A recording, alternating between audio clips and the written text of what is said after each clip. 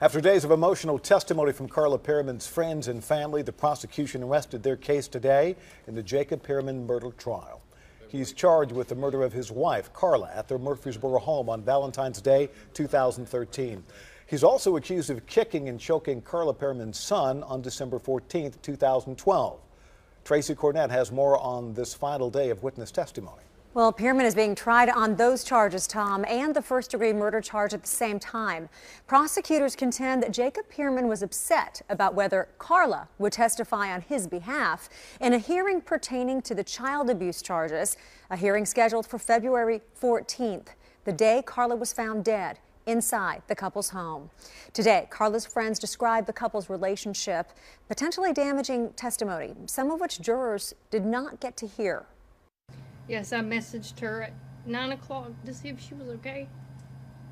Did you ever get an answer? No. An emotional day on the witness stand for Megan Porter, talking about the last time she tried to contact her friend, Carla Pearman. Porter explained how Carla told her Jacob Pearman had bought a gun 2 months before the murder and threatened to kill her for not testifying in his favor. Do not wait until the night before of my court hearing and tell me that you're not going to go with me to testify or I will kill you. The jury was asked to leave the courtroom while Porter spoke about that last conversation with Carla. The defense argued those statements should not be admitted as evidence because it was a second-hand account. The judge agreed.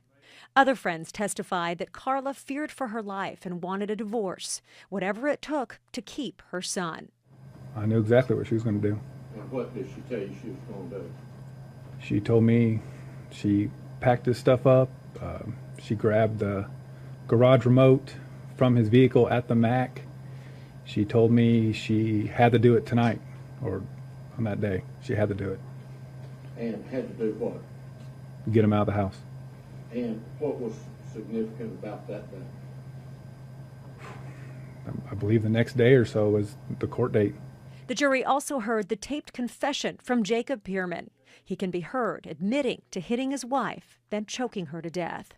In addition to witness testimony, prosecutors brought in law enforcement personnel who described Jacob Pearman after his arrest and presented evidence including a pair of gym shorts with bloodstains matching Carla Pearman's DNA. Her DNA was also found on a garbage bag, and a mixture of DNA from Jacob Pearman and Carla Pearman was found underneath her fingernails, which prosecutors argue indicate a struggle. Now, Jacob Pearman's lawyers filed a motion to have the first-degree murder charge reduced. It was denied. Tomorrow, yes, Saturday morning, the prosecution is expected to begin presenting their case in a full session of court. Tom? Tracy.